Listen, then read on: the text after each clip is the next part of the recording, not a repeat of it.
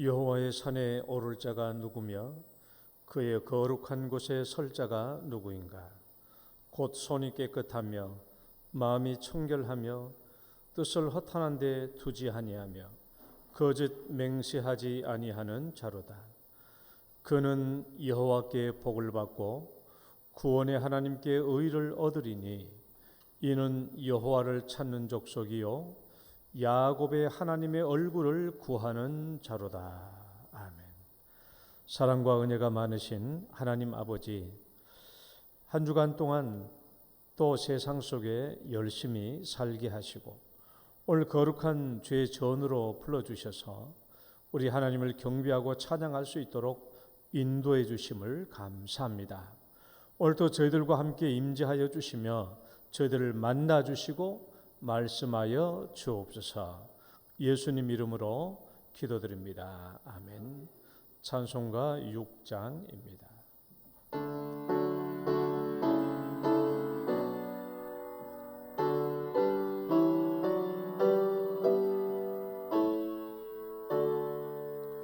목소리 높여서 주 찬양하여라.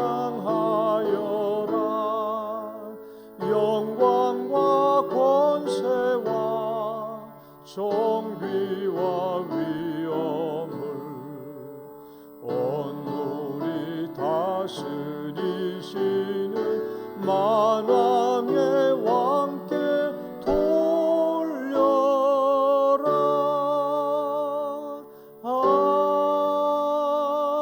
아멘.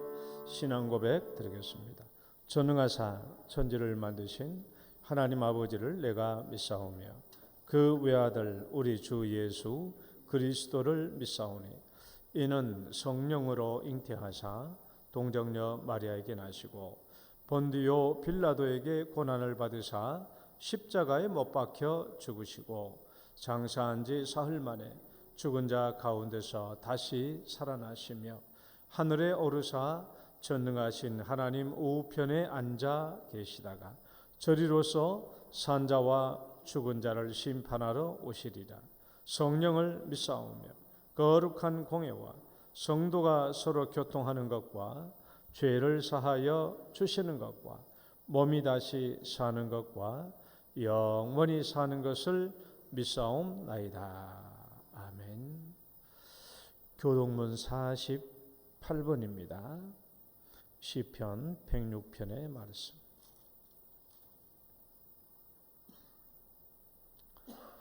여호와여, 주의 백성에게 베푸시는 은혜로 나를 기억하시며 내가 주의 택하신 자가 형통함을 보고 주의 나라의 기쁨을 나누어 가지게 하사 우리가 우리의 조상들처럼 범죄하여 우리의 조상들이 애굽에 있을 때 주의 기이한 일들을 깨닫지 못하며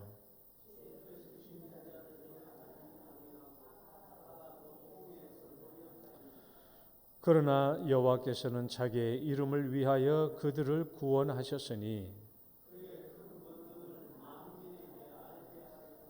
이에 홍해를 꾸짖으시니 곧 마르니 그들을 인도하여 바다 건너가기를 마치 광야를 지나감 같게 하사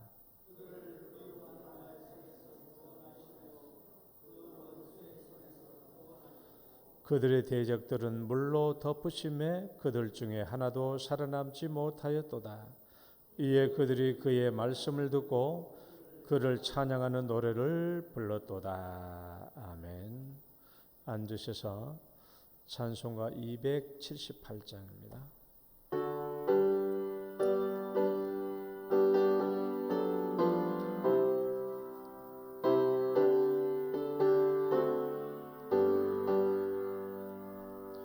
여러 해 동안 죽거나 세상 연락을 즐기고 저 흉악한 죄에 빠져서 주 은혜를 잊었네.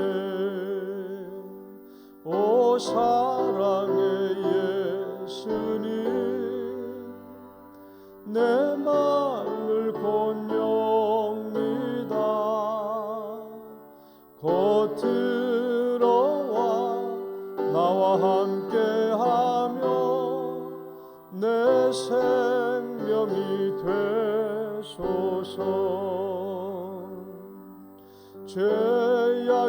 죽을 인생을 심히 불쌍히 여기사 저 하늘의 영광 버리고 이 세상에 오셨네. 오 사랑의 예수님, 내 마음을 곧 엽니다. 곧 들어와 나와 동행하며 내 생명이 되소서.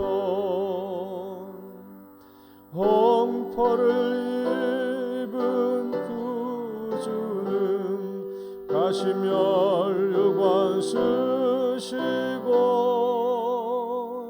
저 십자가 높이 달리사 그 아픔을 참았네.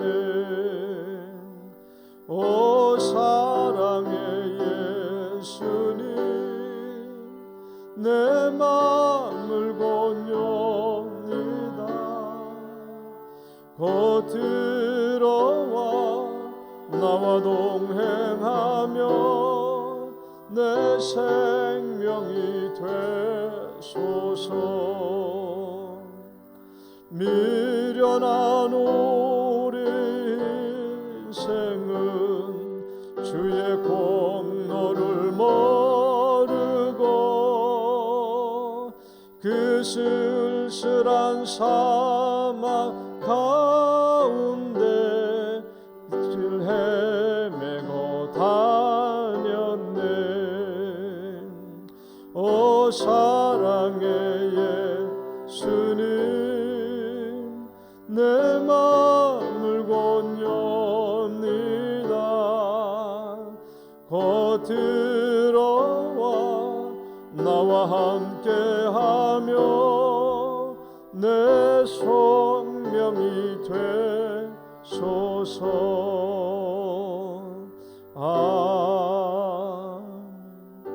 조주철 장로님 기도 인도하시겠습니다. 우리의 생명 되신 하나님 아버지, 참으로 감사를 드립니다. 정치적으로 참으로 어렵고 경제적으로 참으로 곤란한 시기에 이 어두운 세상 가운데서도 우리를 예배의 자리로 불러주시고 예배를 드리게 하여 주시니 참으로 감사를 드립니다. 하나님께서 우리의 예배를 받아주시고 하나님께서 우리에게 주시고자 하는 말씀들을 듣게 하시고 우리가 깨닫는 귀한 시간 되게 도와주시옵소서. 세상의 빛 되신 아기 예수께서 가장 낮은 말 구유에 오셔서 세상의 참 소망이 되었듯이 우리의 이 어두운 세상에 희망 없는 사람들에게 희망을 주는 교회의 사명을 감당하는 교회가 되게 도와주시옵소서. 주의 성령이 내게 임하셨으니 이는 가난한 자에게 복음을 전하게 하시려고 내게 기름을 부으시고 나를 보내사 포로된 자에게 자유를, 눈먼 자에게 보게 함을 전파하며 눌린 자를 자유롭게 하고 주의 은혜의 해를 전파하게 하려 하심이라고 하신 말씀을 기억합니다. 12월 성탄을 기다리는 저에게 가난하고 낮은 마음을 가지게 하여 주시고 아기 예수 그리스도의 마음이 우리의 마음으로 받아들여지는 시간이 되게 도와주시옵소서. 한 해가 다 지나가는 반복되어가는 이 시간마다 예수님의 탄생을 다시금 기억하는 시간이 되어 우리의 삶의 방향과 의미를 생각하는 귀한 예배가 되게 도와주시옵소서. 한 해를 돌아보며 우리의 부족한 부분을 돌아봅니다. 말씀에 저 우리의 믿음의 분량, 순종의 열매, 감사의 고백, 이웃을 위한 시간을 우리가 떠올려 봅니다. 우리의 부족함을 주님 용서하여 주시고 새로운 용기로 한 해를 하나님 받아들일 수 있는 힘을 얻게 하여 주시옵소서. 내 마음에 아직 용서하지 못한 자 있다면 용서한 시간 갖게 하여 주시고 절망하고 낙담한 자가 있다면 희망을 품고 다시 일어설 수 있는 용기를 갖게 하여 주시옵소서. 차가운 바람을 뚫고 이 자리에 나오신 우리 어르신들을 기억하여 주시옵소서. 보조기구를 잡아야만 나올 수 있는 걸음마다, 손을 잡아 주어야만 나올 수 있는 걸음마다 믿음으로 나오신 우리 어르신들의 믿음을 지켜주시고 건강으로 지켜주셔서 위로받고 사랑받는 축복된 인생 되게 도와주시옵소서. 한 해 동안 수많은 우리의 일들 위해 새해는 복에 복을 다하사 더 잘되고 풍성하여 기쁨으로 열매를 거두는 것을 소망하는 저희들 되게 도와주시옵소서. 목사님 말씀을 들고 섰습니다. 우리가 순종함으로 말씀을 듣게 하여 주시고 이 삶이 복된 말씀이 되게 도우시고 이 말씀이 우리 가슴에 잘 숨겨져서 씨앗을 뿌렸을 때 참으로 돌짝밭에 뿌려진 씨앗이 아니라 옥토에 거두어 30배, 60배, 100배의 결실을 거두는 귀한 말씀이 되게 도와주시옵소서. 예수 그리스도의 이름으로 기도드립니다.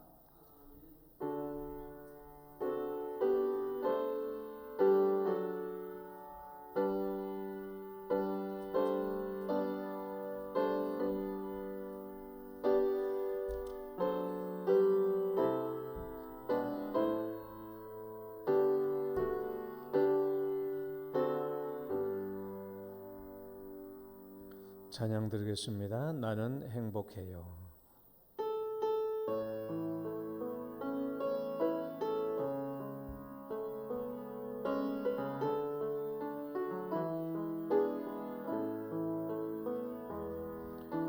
주님 한 분밖에는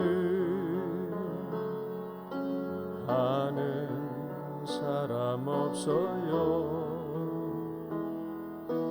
가슴 깊이 숨어 있는 주를 사랑하는 마음, 주님 한 분밖에는 기억하지 못해요. 처음 주를 만난 그날 울며 고백하던 말, 주님 행복해요. 죄사함 받았으니 아버지 품 안에서 떠나 살기 싫어요. 나는 행복해요. 사랑이 샘솟으니 이 세상 무엇보다 채우고도 남아요. 주님 한 분밖에는 사랑할 리 없어요. 작은 가슴 뜨거우게 주님 피가 흘러요. 주님 문밖에는 약속하니 없어요. 나를 믿고 따르는 자 반석 위에 서리라. 나는 행복해요. 죄사함 받았으니 아버지 품 안에서 떠나 살기 싫어요. 나는 행복해요. 사랑이 샘솟으니 이 세상 무엇이든 채우고도 남아요. 아멘. 오늘 성경 말씀 보겠습니다. 마태복음 13장 3절에서 9절, 18절에서 23절. 마태복음 13장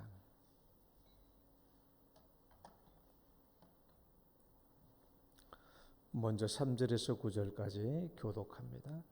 예수께서 비유로 여러 가지를 그들에게 말씀하여 이르시되 씨를 뿌리는 자가 뿌리러 나가서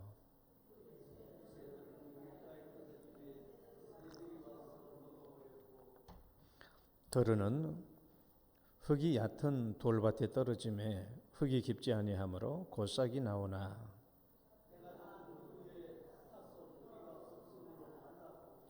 들으는 가시떨기 위에 떨어짐에 가시가 자라서 기운을 막았고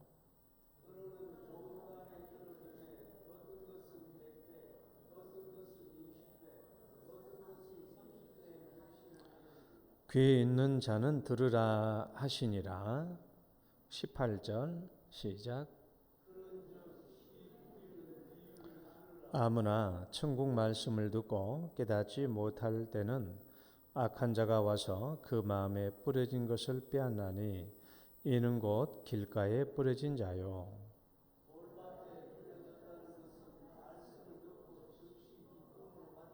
그 속에 뿌리가 없어 잠시 견디다가 말씀으로 말미암아 환난이나 박해가 일어날 때는 곧 넘어지는 자요.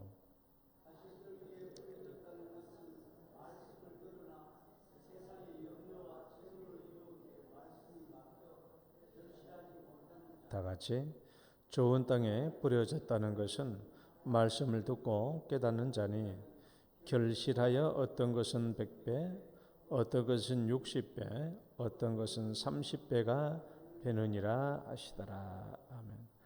하나님 아버지, 오늘도 주님께서 저희들 하나님의 말씀으로 인도해 주심을 감사합니다. 또 이 말씀을 통해서 우리 자신들을 돌이켜 보면서 우리의 삶이 30배, 60배, 100배의 결실을 맺고 우리 마음속에 마음의 천국을 이루어가는 저희들 되게 하여 주옵소서. 예수님 이름으로 기도드립니다. 아멘. 할렐루야. 우리 옆 사람 축복합니다. 잘 오셨습니다. 주 이름으로 축복합니다. 교회가 천국입니다. 하시라고요. 교회가 천국입니다. 오늘은 마음 천국을 이루어가는 길 세 번째 가시밭에 대해서 말씀을 드리려고 합니다. 여러분, 환난과 핍박이 무섭습니까? 가시나무가 더 무섭습니까? 뭐가 무섭죠? 환난과 핍박이 무서워요? 가시나무가 더 무서워요? 돌밭과 오늘 가시밭에 대한 질문입니다. 돌밭은 환난과 핍박이 와서 우리가 믿음의 뿌리가 연약해서 넘어지는 자라고 했고, 오늘 가시밭은요, 오늘 가시밭은 가시 기운 때문에 곡식을 막아가지고 결실이 이루어지지 못하는 것을 얘기합니다. 결실을 막는 일에 무엇이 더 무서운 일인가? 환난과 핍박이 더 무서운가? 아니면 가시나무가 더 무서운가? 이 두 가지를 비교해 보면 환난과 핍박이 더 무섭지 가시나무가 더 무섭겠나라는 생각이 듭니다. 가시나무보다는 환난과 핍박이 훨씬 더 무서워 보이게 되죠. 제가 옛날에 이제 우리 모교회 초원교회에서 청년 시절 그때 내가 이제 중고등부 주일학교 교사였어요. 교사였는데 고등학교 다니는 여학생이 뭐 친구의 전도를 받고 왔던 우리 교회에 왔어요. 고등학교 2학년 때 우리 교회에 왔는데 그 여학생이 우리 교회를 이제 나오기 시작했습니다. 그런데 그때가 아마 고등학교 2학년 2학기 때 정도 됐을 것 같아요. 그 여학생한테는. 근데 교회를 나오는데 한 달 정도 교회 나오니까 들리는 얘기가 아버지가 딸이 교회에 나간다고 아주 때리고 핍박한다라는 그런 얘기를 듣게 됐어요. 그래서 교회에서는 좀 문제가 컸죠. 왜냐하면 아니 이 아이가 이렇게 아버지가 반대하는데 아버지가 심지어 때리고 핍박하는데 이렇게까지 하면서 교회를 나와야 되는가? 좀 교회에서 문제가 심각해졌어요. 그래서 의논한 결과 이 아이를 교회 주일날 오도록 하지 말고 교사가 일주일에 한 번씩 평일에 만나서 성경 공부를 같이 하자. 그렇게 해야 되겠다. 그래야 이 아이가 부모로부터 너무 핍박과 매를 맞기도 하니까 그렇게 하기로 해서 그렇게 하기로 했어요. 그렇게 하기로 했는데 근데 주일만 되면 그 여학생은 언제 그러냐는 듯이 또 교회 와서 예배 드리고 앉아 있는 거예요.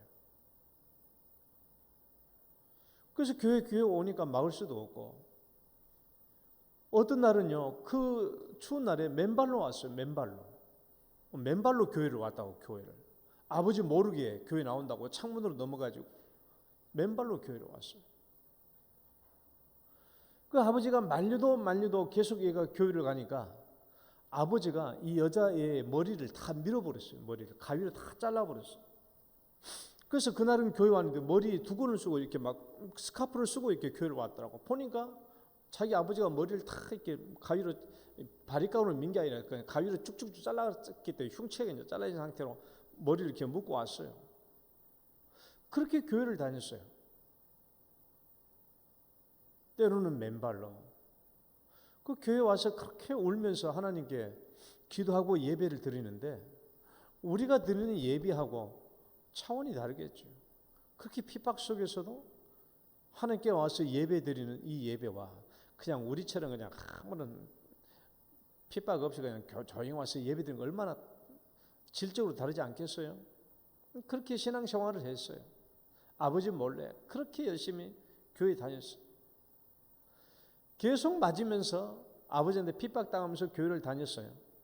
그리고 우리는 생각하기를 속으로 그랬죠. 야, 도대체 저렇게 어머니 아버지한테 저렇게 얻어맞고 어떻게 교회를 다닐 수 있을까? 또 우리는 한편으로 그 아버지에 대해 생각하기를 아니 오늘날이 이 시대가 무슨 시대인데 어떤 시대인데 저렇게 애를 교회 못 나가게 두들겨 패고 머리를 잘라버리고 하는 저런 아버지, 무식한 아버지가 어디 있나?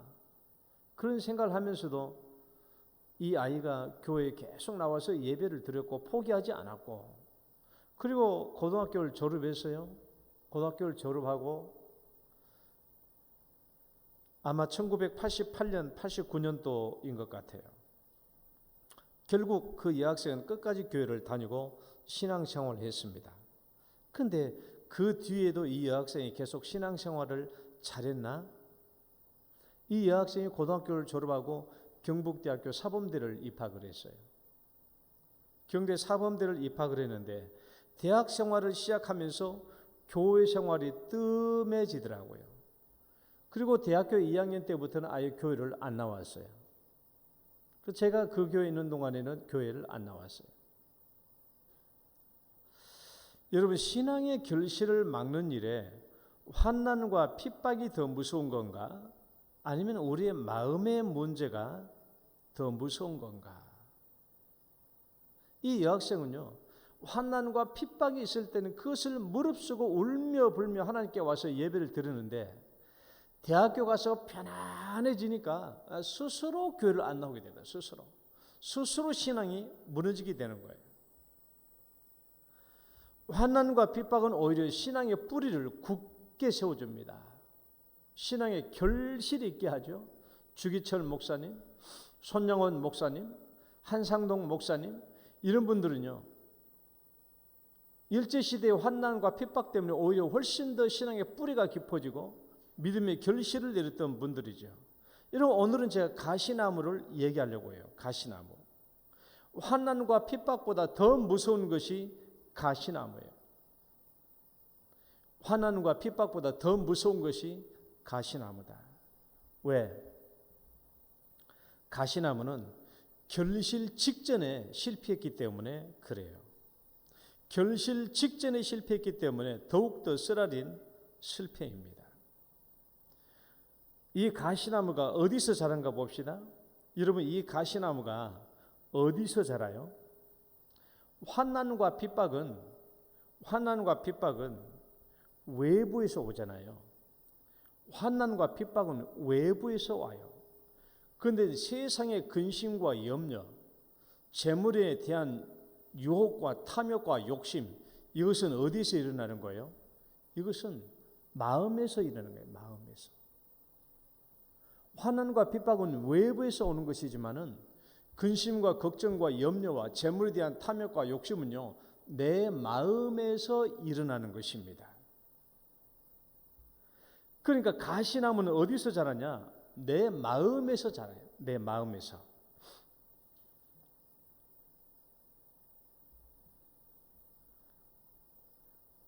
(1980년대) 후반에 활동했던 이 가수가 있어요. 시인과 촌장이라는 이름으로 활동했던 우리 CCM 가수 하덕규 씨라고 있어요. 유명하신 분이죠. 이분이 작곡, 작사했던 유명한 노래가 하나 있죠. 가시나무라는 노래가 있어요. 우리나라 100대 노래 중에 한 곡으로 선정된 노래라고 합니다. CCM 곡이지만 세상 사람들도 같이 공유해서 불렀던 정말 유명했던 노래예요. 1988년에 나왔던 노래입니다. 당시에 300만 장의 앨범이 팔렸으니까 정말 유명한 곡이죠. 나중에 조성모 씨가 다시 리메이크 해가지고 더 인기를 얻었던 노래이기도 해요. 나는 하덕규 씨가 이 가시나무라는 이 노래를 왜 만들게 되었는가, 작사, 작곡하게 되었는가 하는 그 간증을 들어본 적이 있어요. 하덕규 씨는 본래 미대, 그러니까 미술학도입니다. 미대에 다니는 대학생이었어요. 미대에 다녔는데 라이브 카페를 갔는데 라이브 카페에서 그날 우연히 노래 경연대회가 있었는데 그만 노래 경연대회에 참여했는데 이 하덕규 씨가 거기서 1등을 했어요. 1등을 해가지고 그 카페에서 그러면 우리 카페에서 계속 노래해 나오 해가지고 계속 그 카페에서 노래를 하다가 그만 이제 미술은 접어두고 노래하는 길로 들어서게 되었죠. 그래서 돈을 벌게 되고 그렇게 하다 보니까 뭐 마약이라든지 이런 데 손을 대게 되고 그렇게 다시 피폐해진 삶을 살다가 전도를 받고 교회 안에 들어오게 되었습니다. 그 신앙생활을 시작하면서 이분이 살았던 시대가 신군부 시대거든요. 전두환 노태우 시대.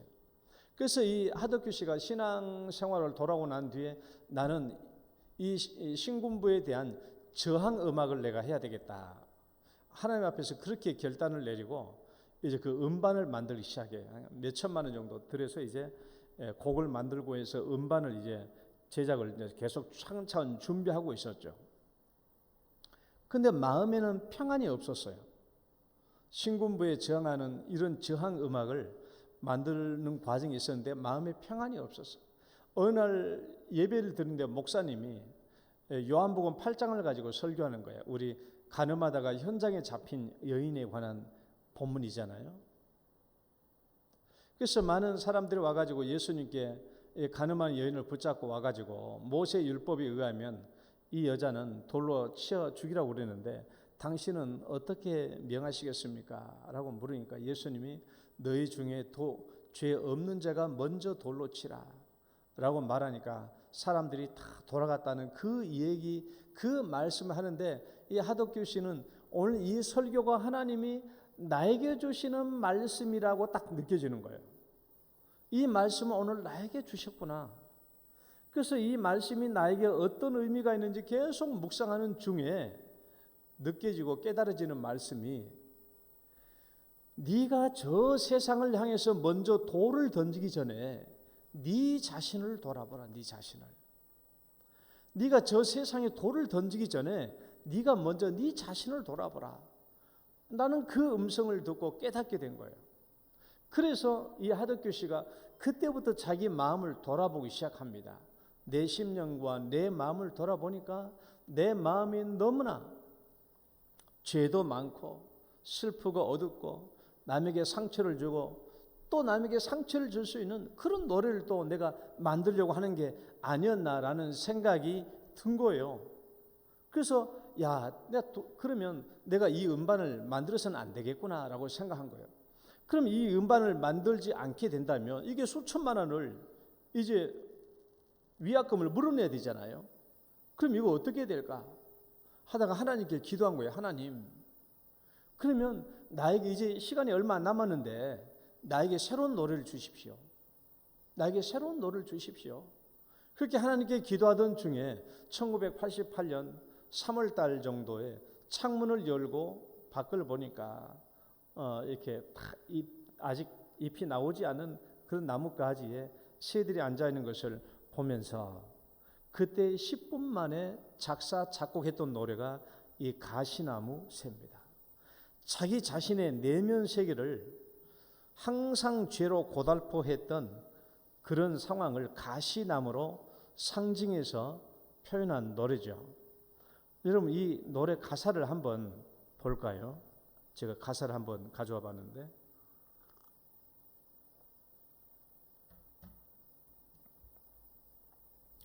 가사를 제가 한번 읽어볼게요. 내 속엔 내가 너무도 많아. 당신의 쉴 곳 없네. 내 속엔 헛된 바람들로 당신의 편한 곳 없네. 내 속엔 내가 어쩔 수 없는 어둠, 당신의 쉴 자리를 뺏고, 내 속엔 내가 이길 수 없는 슬픔, 무성한 가시나무 숲 같네.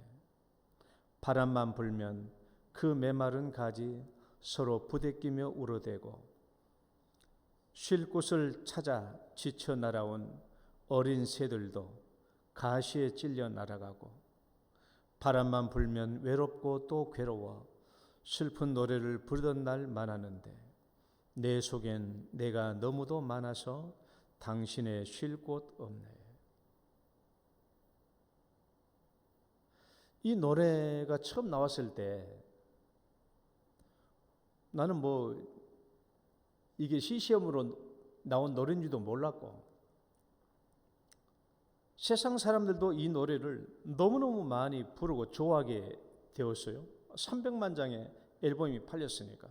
이 노래를 왜 한국 사람들이 그렇게 많이 좋아했을까? 왜 많이 불렀을까? 그 당시 왜 이렇게 유행했을까? 이 노래 가사에 공감했던 것이죠. 공감했던 거예요. 쉽게 말하면 내 마음속에서 일어나고 있는 이런 죄악된 슬픔과 어둠과 가시나무 같은 것들은 사실 우리 모든 사람들의 다 공통점이에요. 하덕규 씨만 가지고 있는 것이 아니라 우리 모든 사람이 가지고 있는 다 공통점이죠. 그래서 모든 사람이 공감했던 노래인 것 같아요. 이 노래를요,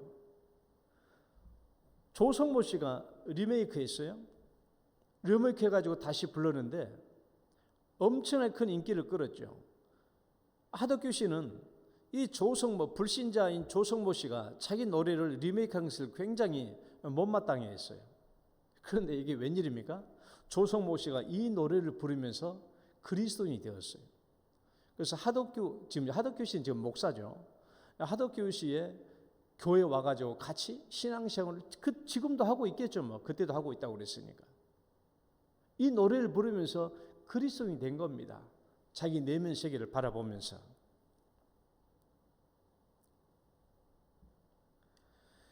외부에서 오는 환난과 핍박보다 더 무서운 것이 뭐냐? 내 마음속에서 자라나는 가시예요. 내 마음속에서 자라는 가시. 세상의 염려와 걱정, 재물에 대한 유혹, 이런 것들이 우리 마음에서 일어나는 가시나무다. 오늘 성경은 그렇게 얘기하고 있어요. 실제로 이생의 염려나 재물의 유혹 때문에 신앙의 결실이 막혀버린 경우가 얼마나 많습니까? 이런 우리 교회에서도 많아요. 세가적으로 신앙생활을 하겠느라고 왔다가 중도에 그만둔 사람들의 상당수는 뭐 때문에 그만두냐? 직장 때문에 그만둬요. 돈벌이 때문에 그만둬요. 내가 이 돈 못 벌면 근심과 걱정이 오거든요. 그래서 직장 때문에 신앙생활을 접어두고 장결제가 된 사람들이 오늘 대부분입니다. 대부분이에요. 장결자들, 돈 버는 문제 때문에, 먹고 사는 문제 때문에 직장생활을 그만두는 경우가 대부분이에요. 신앙의 결실을 맺지 못하고 근심과 걱정, 먹고 사는 문제가 결국 우리를 신앙을 포기하게 만든 것이죠. 제가 청천교회에서 마지막 부목사 하던 그곳에 장결자가 한 명 있었어요. 나는 뭐 그 사람도 전혀 모르고 나랑 같이 이제 짝이 되어 있는 여 전도사님이 어느 날 나한테 문 목사님 고기 먹고 싶죠. 그러니까 고기 먹고 싶죠. 그러니까 먹고 싶죠. 그러니까 고기 먹고 싶으면 이 사람 반드시 다시 우리 교회로 돌이켜야 됩니다. 누군데요? 그러니까 우리 교구에 속해 있는 장결자인데, 그러니까 우리는 작은 교회는 그런 게 없지만 큰 교회는요, 내가 5, 6교구를 맡고 있는데 5, 6교구에 있는 장결자는 절대 장결자의 명단을 없애지 않습니다. 큰 교회는 장결자의 명단을 계속 두고 있어요. 왜냐하면 언제가 다시 돌아올 수 있으니까. 그러니까 자기 이전에 있었던 여 전도사님부터 계속 받아놓고 있는 그 장결자 명단 속에 이 집을 가져오라고 하는 거예요.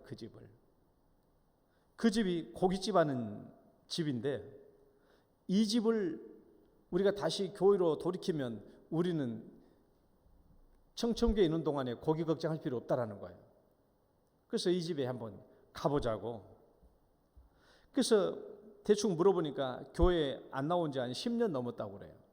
10년 정도 넘었는데 가보니까 상가 2층에서 숯불고기를 장사를 하더라고요. 여러분, 숯불고기 집은 2층에 사면 망하기 딱 맞습니다. 숯불고기는 1층에 사는 것이지 2층에 사는 게 아니거든요.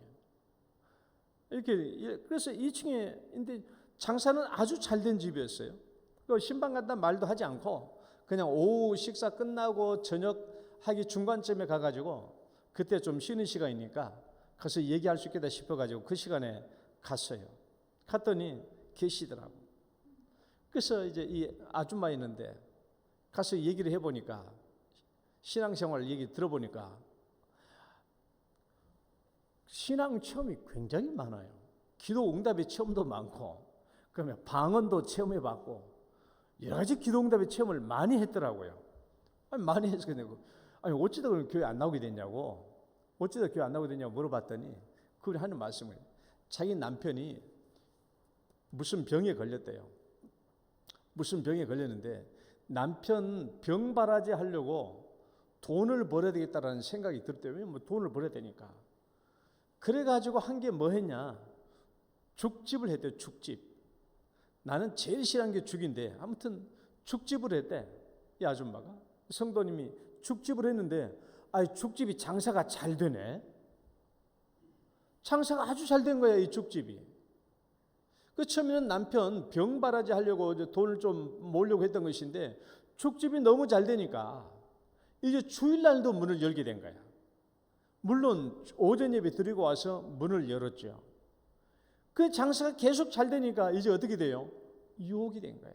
그래서 주일날 어쩔 때는 막 바쁘면 주일날 교회를 문 닫아버리고 상가를 문 열고 죽집을 했어.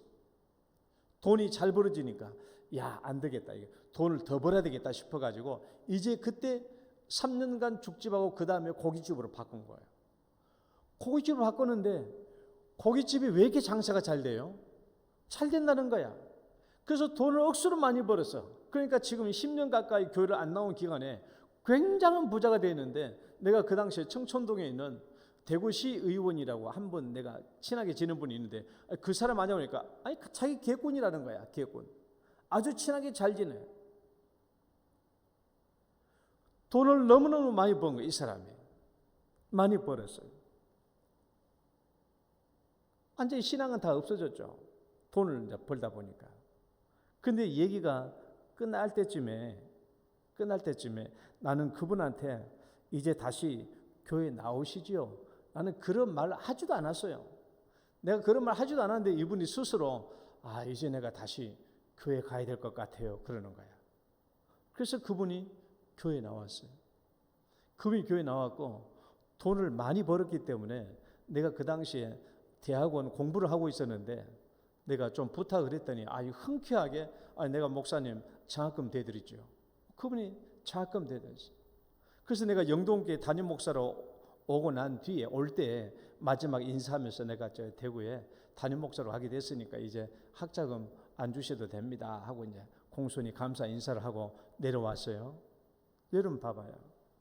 재물의 유혹 때문에 신앙이 없어진 경우가 한두 사람이 아닙니다. 오늘날 이 시대도 얼마나 많은 사람들이 재물의 유혹 때문에 신앙이 막힌 줄 봐봐요. 자, 우리 7절 말씀 한번 이 앞에 보고 한번 봐봐요. 더러는 한번 읽어보시죠. 시작.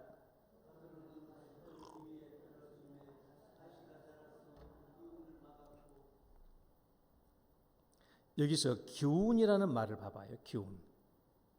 기운이라는 단어를 봐봐요. 잘 봐봐요. 저 기운이 누구의 기운이에요? 가시의 기운입니까? 곡식의 기운입니까?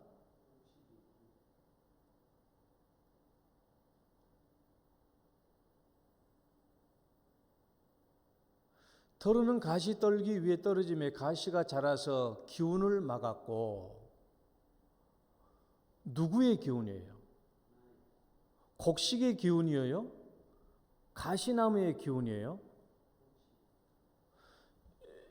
이것을 잘 해야 이제 곡식의 기운을 막았다고 한다면 곡식의 기운을 키우는 쪽으로 설교를 적용해야 되는 것이고, 가시의 기운이 곡식을 막았다고 한다면 가시의 기운을 막는 쪽으로 설교를 해야 되기 때문에 저 기운이 누구의 기운이라는 거예요. 애매하죠? 우리 손예른 장로님은 이건 누구의 기운으로 보이시나요? 아주 자신 있게 얘기하잖아요. 틀린 대답을 이렇게 자신 있게 하는 거예요. 그러니까 국어로 보면은 장로님의 말씀이 맞아요. 이 지금 번역된 걸로 보면은 장로님 하신 말씀대로 가시가 곡식의 기운을 막은 거예요. 근데 실제는 그게 아닙니다. 그게 아니고 기운을 막다라는 단어가 한 단어예요.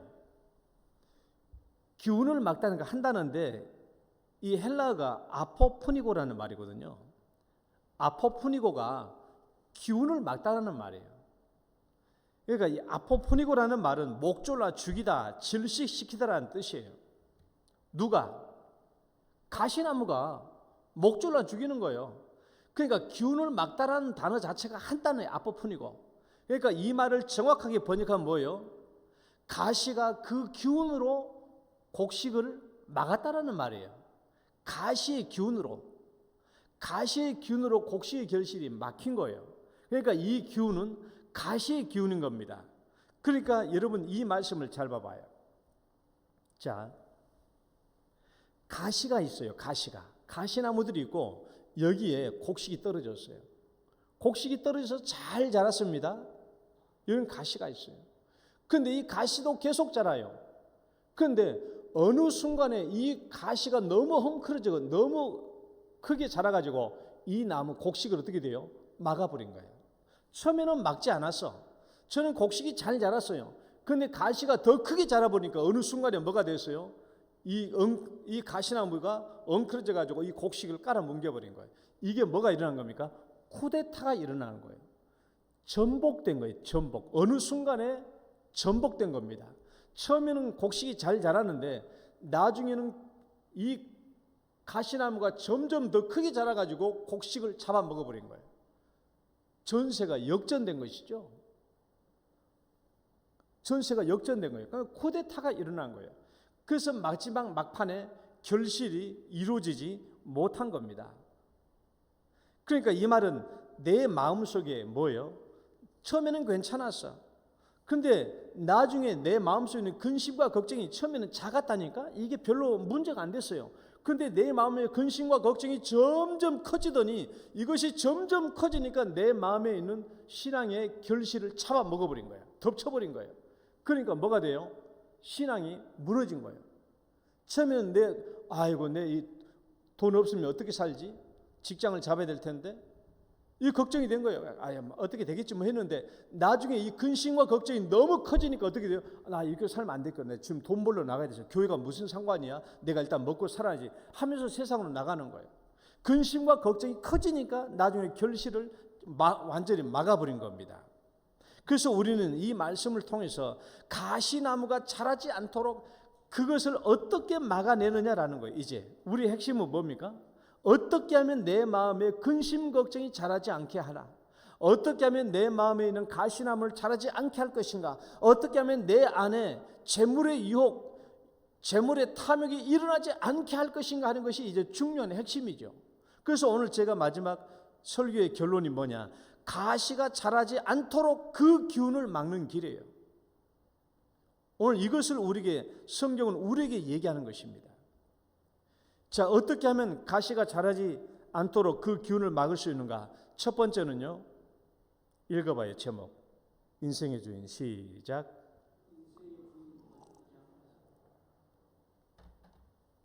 제일 중요한 겁니다. 인생의 주인이 바뀌지 않도록 하라는 거예요. 우리 인생의 주인이 누구입니까? 하나님이시죠. 내 인생의 주인은 하나님이에요. 그러면 내 마음속에서 가시의 기운이 언제 쑥쑥 자라냐? 주인이 바뀔 때 자라요. 하나님이 내 주인이었는데 이제는 재물이 내 주인이 될 때, 돈이 내 인생의 주인으로 세워질 때 돈이 중요하구나, 돈이 있어야 되는구나 하는 그 생각이 강력해질 때 가시나무가 내 안에서 자라게 되는 거예요.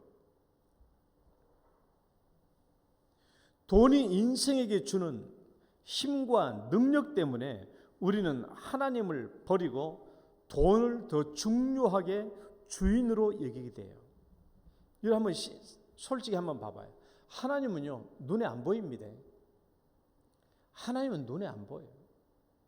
따라봅시다. 하나님은 눈에 안 보이는 하나님, 돈은 눈에 보이는 하나님. 하나님은 눈에 안 보여요. 그런데 돈은 눈에 보이는 하나님이거든요. 왜? 돈이 있으면 모든 게 되잖아요. 그러니까 사람들이 하나님을 버리고 돈을 쫓아가게 되는 것이죠. 그러나 성경 말씀은 우리에게 분명히 이렇게 얘기합니다. 읽어봅시다. 한 사람이, 시작. 한 사람이 두 주인을 섬기지 못할 것이니 혹 이를 미워하고 저를 사랑하거나 혹 이를 중히 여기고 저를 경히 여김이라. 너희가 하나님과 재물을 겸하여 섬기지 못하느니라. 성경은 분명하게 하나님과 재물을 겸하여 섬길 수 없다. 하나님이 우리의 삶의 주인이 되어 주신다. 그러나 돈을 주인으로 삼으면 우리 안에서 가시의 기운이 쑥쑥 자라게 된다라는 거예요. 내 안에서 가시의 기운을 막아내는 가장 첫 번째로 중요한 일이 바로 하나님을 내 마음에 확고하게 주인으로 모시는 것입니다. 근데 우리는 자꾸 어떤 재주를 피우냐? 두 주인을 섬기려고 하는 재주를 부리려고 해요. 그게 안 된다고 하는데, 예수님은 그게 안 된다고 하잖아요. 근데 우리는 끊임없이 어떤 재주를 부리려고 해요? 돈과 하나님을 동시에 주인으로 섬기려고 하는 이 재주를 부리려고 합니다. 그러나 절대 그게 가능하지 않고, 만약 하나님과 돈을, 재물 둘 다를 주인으로 섬기려고 하면은 반드시 나중에 뭐가 된다? 돈의 노예로 전락될 수밖에 없다라는 거예요.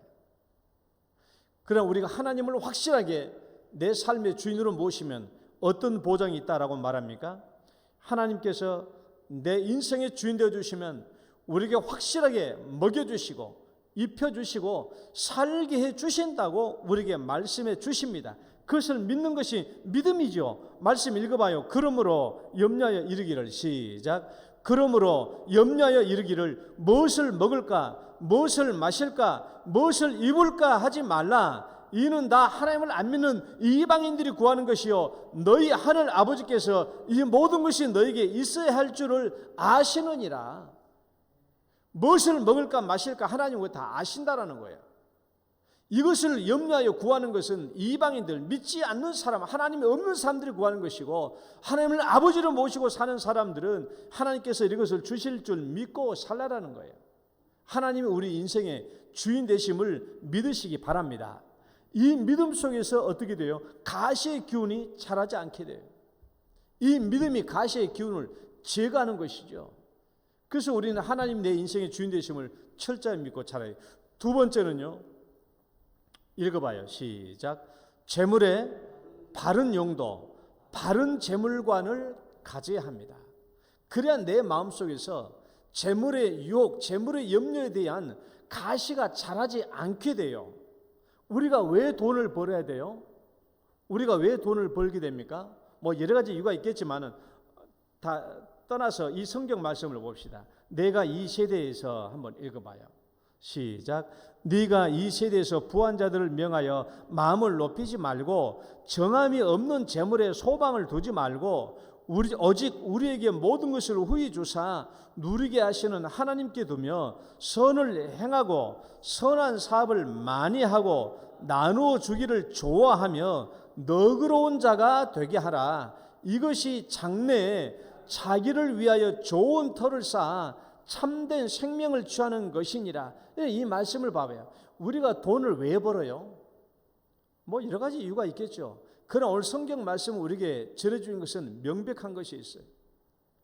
오늘 이 말씀은 첫 번째는 절대로 소망을 어디에 두지 말라? 재물에 두지 말라. 소망은 하나님께 두라. 따라해봅시다. 소망은 하나님께 두라. 재물에 소망을 두지 말라는 거예요. 정함이 없는 재물에 소망을 두지 말고 하나님께 소망을 두라. 하나님께. 그다음에 두 번째는 이 재물로 뭐 하라고요? 선한 일을 많이 하라. 선한 일을 많이 하라는 거예요. 여러분, 우리가 돈을 버는 목적이 뭡니까? 물론 우리 가게도 이루어가야 되고 처자식도 먹여 살려야 되고 할 일이 많죠. 그러나 재물을 버는 가장 중요한 첫 번째 목적은 우리가 먹고 사는 것뿐만이 아니라 뭐예요? 선한 사업에 부여하는 거예요. 재물은 절대로 축적하는 데 의의가 있는 게 아닙니다. 재물은 나누는 데 의의가 있는 거예요. 나누는데. 오늘 성경 말씀에 여러분 세상의 염려와 재물의 유혹이라는 말 봐봐요. 오늘 성경 말씀에 나와 있잖아요. 세상의 염려와 재물의 유혹이 서로 다른 것 같죠. 별개의 내용이 별개의 주제인 것 같죠. 세상의 염려와 재물의 유혹은 같은 겁니다. 같은 말이에요. 내가 무엇을 먹고 마실까 염려하고 걱정하면 반드시 뭐가 나와요? 돈 벌어야 되겠다는 문제가 나오는 거예요. 그러니까 세상의 염려와 재물의 유혹은 다른 게 아니라 같은 문제예요. 내가 삶의 문제가 고민이 생기고 걱정과 근심과 염려가 있으면 아이고 돈이 필요하네. 돈을 향해 나가게 될 수밖에 없는 겁니다. 그러나 돈을 버는 가장 중요한 목적은 성경이 뭐라고요? 선한 사업에 부유한 자가 되는 거예요. 선한 사업에 부유한 자. 나누는 데 의의가 있다. 나누는 데. 그것을 얘기하고 있는 거예요. 예수님도 우리에게 뭐라고 말씀하시는가 봐봐요. 너희를 위하여 시작. 너희를 위하여 보물을 땅에 쌓아두지 말라. 거기는 좀과 동록이 해하며 도둑이 구멍을 뚫고 도둑질 하느니라. 오직 너희를 위하여 보물을 하늘에 쌓아두라. 하늘에. 우리가 이 세상에서 우리가 재물을 벌어서 남들과 나누는 거잖아요. 나누는 거 뭐예요? 하늘에 쌓는 거예요. 이게 쉬워요? 어려워요? 여러분, 다른 사람들과 함께 재물을 나누는 게 어렵습니다. 여러분, 100개 중에 있는 거 하나를 남에게 주는 것은 쉬워요. 10개 중에 하나를 남에게 주는 것은요, 어려워요. 둘 중에 하나를 남에게 주는 것은 더 어려워요. 무슨 말인가 하면은 우리가 왜 남에게 주는 게 어렵냐 그러면요, 내가 이것을 줘버리면 우리가 언제 우리는 남에게 줄 수 있다라고 생각하냐 그러면 내 안에 뭔가 좀 재물이 축적되어 있어야 남에게 나눠줄 수 있을 때 마음이 편하거든요. 그런데 나도 부족한 가운데서 남을 주려고 하면은 이게 근심과 걱정이 돼. 그래서 우리는 항상 생각이 뭐냐, 뭐 좀 쌓아놓고 난 뒤에 남을 주려고 하는 생각이 있습니다. 좀 부자가 되고 난 뒤에 남에게 좀 여유가 있을 때 주고 싶은 마음이 있어요. 그런데 문제는 도대체 내가 얼마만큼 쌓아야 남에게 흘러갈 수 있냐라는 거예요. 얼마만큼 쌓아야. 근데 이게 욕심이 끝이 없다고 하니까 얼마만큼 쌓아야 이것이 내 이웃에게 넘어갈 수 있을지 알 수가 없는 거예요. 그래서 우리는 항상 성경 말씀이 나누는 훈련을 해야 돼요. 나누는 훈련. 남에게 나누는 훈련하라. 조그마실 때부터 남에게 나누는 훈련하라. 내 친구 아들이 갑자기 12월 달 월급을 3천만 원 받아왔어. 3천만 원 받았어. 아버지한테 가만히 와서 하는 말이 3천만 원 받았단 말도 하지 않고 아버지한테 하는 말이 아버지 11조 꼭 해야 돼요. 이것부터 물어본 거예요. 그러니까 왜 그러니까 11조 당연히 해야지. 왜 이번 달에 월급은 1,000만 원인데 보너스 받고 월급은 1,000만 원인데 그 뭐죠? 일 잘해서 나온 거 돈 성과금이 2천만 원 나왔단 거예요. 현대로템. 자기 친구들은 다 교회 안 나가니까 완전히 다 자기 몫인데 자기만 교회 다니니까 11조 해야 되니까 아깝잖아요. 그래도 해야 되지 하나님께. 인간의 욕심은 끝이 없어요. 하나님 내게 직장만 주면 내가 11조 다 드릴게 했는데 3천만 원이 들어오니까 11조 하니까 아까워지는 거예요. 우리는 얼마만큼 쌓아야 남에게 줄 수 있나? 아니에요. 쌓여야 남에게 줄 수 있는 것이 아니라 지금부터 조금씩이라도 남에게 주는 훈련이 필요한 겁니다. 그것이 하늘에 뭐예요? 내 보물을 하늘에 쌓아두는 길이 되는 것이죠. 세 번째는요. 읽어봐요. 염려를. 시작.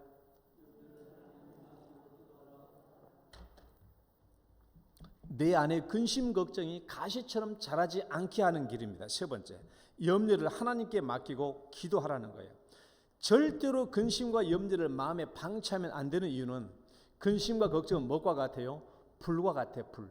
이거 안 끄고 놔두면요. 결국 불이 온 산을 살라버린 것처럼 이 근심과 걱정이 나를 다 살라버려요. 근심과 걱정이 커지면 내 마음에 천국이 이루어지지 못합니다. 그러니까 우리는 근심과 걱정이 일어나면 제일 먼저 어떻게 해야 돼요? 이것을 하나님께 맡기고 기도를 해야 됩니다. 성경 말씀 빌립보서 4장 6, 7절 말씀 읽어봅시다. 아무것도 시작. 아무것도 다시 한번 아무것도 다시 한번 아무것도 다만 모든 일에 기도와 간구로 너희 구할 것을 감사함으로 하나님께 아뢰라. 그리하면 모든 지각에 뛰어난 하나님의 평강이 그리스도 예수 안에서 너희 마음과 생각을 지키시리라. 첫 번째는요. 절대로 걱정하지 말라는 거예요. 아무것도 걱정하지 아무것도. 그러니까 우리가 걱정, 근심되는 영의 내용들이 얼마나 다양합니까? 그러니까 이 모든 것들 다 아무것도 염려하지 말라는 거예요. 하나님이 우리에게 주신 첫 번째. 절대로 그러니까 여러분 아무것도 염려하지 말라는 말씀은요. 성경 전반에 나타난 아주 일관된 내용이에요. 아무것도 염려하지 말라. 아무것도. 베드로전서 5장 7절 말씀 같이 읽어봐요. 너희 염려를 다시 한번 너희 염려를 다 주께 맡기래. 다 염려를 다 모든 염려를 다 주께 맡. 이는 그가 너희를 돌보십니다. 하나님 너희를 돌봐주시니까 다 맡기라는 거예요. 둘째는요. 하나님께 기도하라는 것이죠. 아무것도 염려하지 말고 모든 일에 기도하는 거예요. 감사 하나님께 기도하라는 거예요. 하나님께 기도하라. 하나님께 맡기는 거예요. 너희 염려를 다 주께 맡기라 했으니까 맡기는 겁니다. 하나님께 기도하는 거예요. 그 다음에 셋째는요. 그 결과는 어때요? 사람들의 생각을 뛰어넘는 하나님의 평강이 우리 마음과 생각을 지켜주신다. 우리의 생각을 초월하는, 우리의 생각을 뛰어넘는 모든 지각에 뛰어난 하나님이란 말은 우리의 모든 상상을 초월하는 하나님의 해결책이 있다라는 거예요. 그 해결책을 믿고 마음의 평강을 누리는 것이죠. 그러면 내 마음과 생각을 지켜주신다. 내 마음과 생각에서 근심 걱정이 자라지 않도록, 이런 가시가 자라지 않도록 하나님께서 내 마음과 생각을 지켜주신다라는 거예요. 하나님께 기도하면 하나님은 우리 인간의 상상을 초월하는 해결책을 하나님께서 우리에게 베풀어 주신다. 우리 인간의 지각을 뛰어난, 우리 상상을 초월한 하나님의 해결책이 있다라는 거예요. 그리고 그 하나님께서 우리의 마음과 생각에 가시나무가 자라지 않도록 막아주신다. 마지막 네 번째예요. 성경의 교훈과 경고에 귀를 기울여야 돼요. 내 마음속에 근심, 걱정, 염려 이런 가시의 기운이 자라지 않게 하려면 성경의 교훈, 경고에 귀를 기울여요. 이 말씀 봐봐요. 욕심이 잉태한 즉, 시작. 욕심이 잉태한 즉, 죄가 장성한 즉, 다시 한번 욕심이 잉태한 즉, 죄가 장성한 즉. 여러분 이 말씀을 잘 봐봐요. 쿠데타 과정이 잘 나타나 있잖아요. 쿠데타 과정. 가시가 더 크게, 그러니까 어느 순간에 역전되는 순간이 있잖아요. 어느 순간에 가시가 더 크게 자라가지고 이 곡식을 뒤엎어버린 그 순간이 와요. 여러분 욕심이 나쁜 게 아니에요. 욕심이 나쁜 게 아니에요. 욕심 부리는 게 뭐가 나쁜 거냐고요. 잘 먹고 잘 살고 싶은 욕심이 잘못된 거예요? 그건 나쁜 게 아니에요. 그러나 이 욕심의 방치, 욕심에서 뭐가 자라나요? 욕심에서 가시나무가 자란다는 거예요. 죄가 나왔다? 욕심이 잉태한 즉 죄가 나왔어. 그럼 이거 뒤집어진 거예요. 이미 결실이 아니라 가시가 죄가 나왔기 때문에 불신앙적인 요소가 결실로 나와버린 것이죠. 신앙의 열매가 막혀버리고 죄가 나와버린 겁니다. 욕심에서 죄가 나왔어요. 또 이 말씀 봐봐요. 돈을 사랑함이, 시작. 돈을 사랑함이 일만하게 뿌리가 되나니 이것을 탐내는 자들은 미혹을 받아 믿음에서 떠나 많은 근심으로서 자기를 찔렀도다. 우리 앞에서 말했죠. 돈을 내 먹고 살 것 걱정하다 보면은 돈 벌어야 되겠구나라고 생각하게 되고 거기에 빠지게 되면 내가 믿음에서 떠나게 되는 거예요. 믿음에서 떠나게 되었더니 결국 그 돈이 가시처럼 나를 찌른 거예요. 성경에서 미리 이런 말씀을 가지고 우리에게 경고해 주시는 겁니다. 재물의 탐욕에 조심하라. 결국 이것이 가시처럼 나를 찌르게 될 것이다. 오늘 말씀은 가시나무예요. 가시나무는요, 환난과 핍박처럼 외부에서 온 게 아닙니다. 내 안에서 자라요. 근심 걱정이 계속 자라고 나를 삼켜버리면 내가 신앙의 결실을 하지 못하고 돈을 쫓아 나갈 수밖에 없는 겁니다. 그래서 우리는 이런 것을 막으려면 가시의 기운이 내 몸 안에서 내 마음 안에서 자라는 것을 막으려면 가장 중요한 것이 내 마음의 주인은 하나님이시다. 내 인생의 주인은 하나님이시다. 사람이 하나님과 재물을 겸하여 섬길 수 없다라는 예수의 말씀을 분명히 알아야 돼요. 우리가 그 말씀을 분명히 붙잡고 있어야 되는 겁니다. 그 다음에 두 번째는요, 재물을 근심 걱정이 있을 때는 어떻게 하시라고요? 하나님께 기도하라는 거예요. 하나님께 맡기고 하나님께 기도하라는 거예요. 그럼 하나님께서 우리에게 좋은 길로 응답해 주십니다. 우리가 상상할 수 없는 해결책을 하나님께서 인도해 주시니까 근심과 걱정의 문제가 사라질 수 있어요. 내 마음과 생각이 하나님 앞에 온전하게 지켜질 수가 있습니다. 그래서 여러분 우리 마음속에 가시가 자라지 않도록 하시고 정말 하나님 한 분만을 주인으로 모심으로 신앙의 결실을 30배, 60배, 100배로 맺어가서 우리 마음속에 늘 하나님의 천국의 마음이 될 수 있기를 주의 이름으로 축원합니다. 하나님 아버지 감사합니다. 오늘 또 이 말씀을 주셔서 우리로 더욱더 온전케 하시며 우리가 이 세상 가운데 살면서 근심 걱정이 한두 가지가 아닙니다. 하나님, 내 힘으로 할 수 없는 모든 것들이 다 근심과 걱정으로 다가옵니다. 그러나 이 모든 것을 다 해결해 주실 수 있는 하나님 아버지가 계신 줄 믿고 우리가 하나님 마음의 평안을 얻으며 우리가 내 신앙 안에 마음의 천국을 이루고자 합니다. 하나님께서 도와주시고 우리의 마음속 천국을 주장하여 주옵소서. 예수님 이름으로 기도드립니다. 아멘. 찬송가 420장입니다.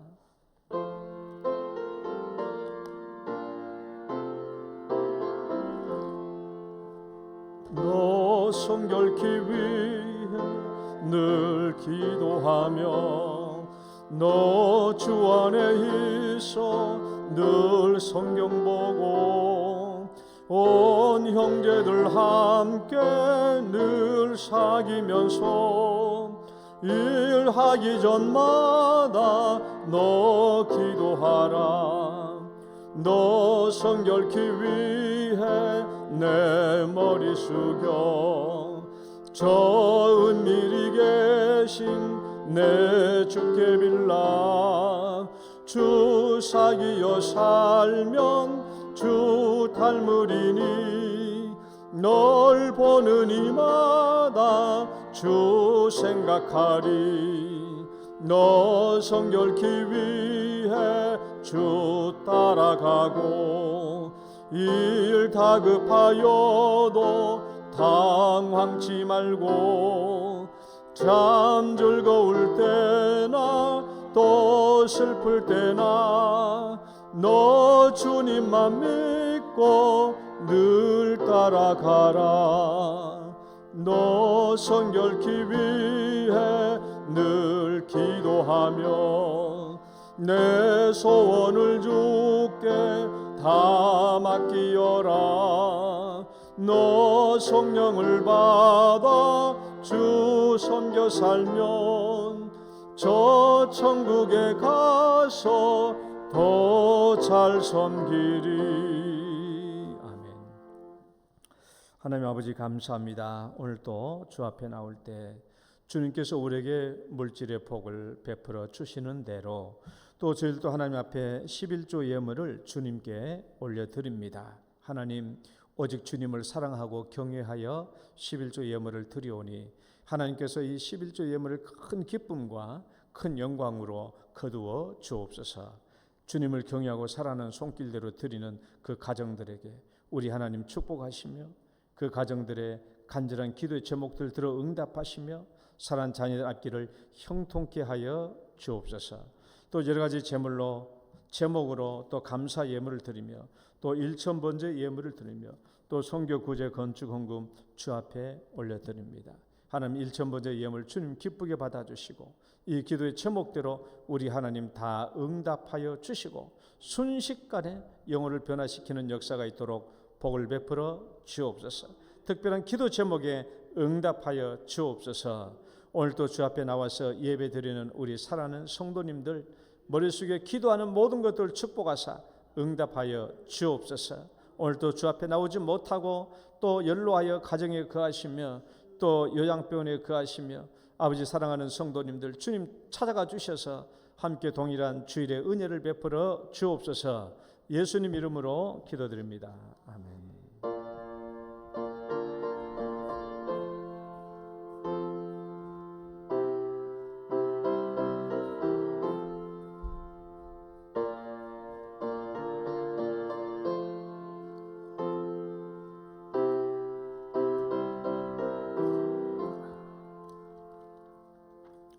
교회 소식 55년사 감수위원회가 선정되었습니다. 은퇴 장로님 2분, 시무 장로님 6분, 또 안수 집사님 김준석 집사님, 또 권사에서는 최대영 권사님이 55년사 마지막 이제 출간하기 전에 감수위원으로 선정돼서 마지막 책을 살펴보도록 하겠습니다. 1차 모임 오늘 오후 5시에 유초동부실에서 모임이 있겠습니다. 자, 새가족 성경 공부가 이제 내년에 시작됩니다. 2024년 영동교회 등록자를 대상으로 새가족 성경 공부 시작됩니다. 1월 5일 날 첫 주부터 6주간 주일날 오전 9시 50분부터 시작되겠습니다. 새가족실에서 이혁동 장로님이 인도하시겠습니다. 문서장부 검열 있고요. 성탄 예배 및 축하 발표회가 있습니다. 축하 발표는 오늘 오후 예배 후에 있겠고요. 성탄 예배는 수요일 오전 11시에 있습니다. 오늘 성탄 헌금 봉투를 여러분들이 다 받으셨죠? 성탄 헌금은 영동교회에서 헌금 전액을 다 우리가 이웃사랑 헌금으로 또 선교 헌금으로 사용합니다. 전액을 다 이웃을 위해서 사용하니까 기쁨으로 헌금해 주시기를 바랍니다. 또 주일학교 수료식 및 모범교사 시상식이 있겠습니다. 이것은 성탄 예배 후에 있겠습니다. 또 금요기도에 많이 참여해 주시길 바라고요. 찬미 워십 민호기 목사님이 저번에 금요일날 왔다 가셨는데 그 민호기 목사님의 정기 원례회 예배가 늘 교회에서 돌아서 하는데 이번에는 우리 교회에서 하고 싶다고 그래서 우리 교회에서 하라고 제가 마음 넓게 허락해 주었습니다. 그래서 영동교회 엘리몰에서 그날 예배 있으니까 12월 30일입니다. 저녁 8시 영동교회 오시면 같이 엘리몰에서 함께 예배 드리실 수가 있겠습니다.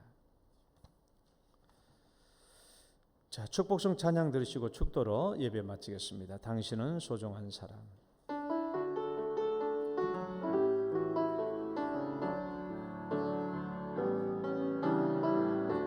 당신은 소중한 사람,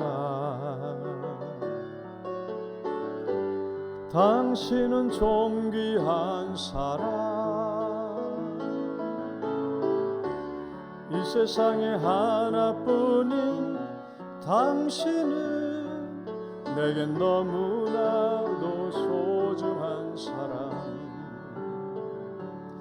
그런 당신을 사랑해요.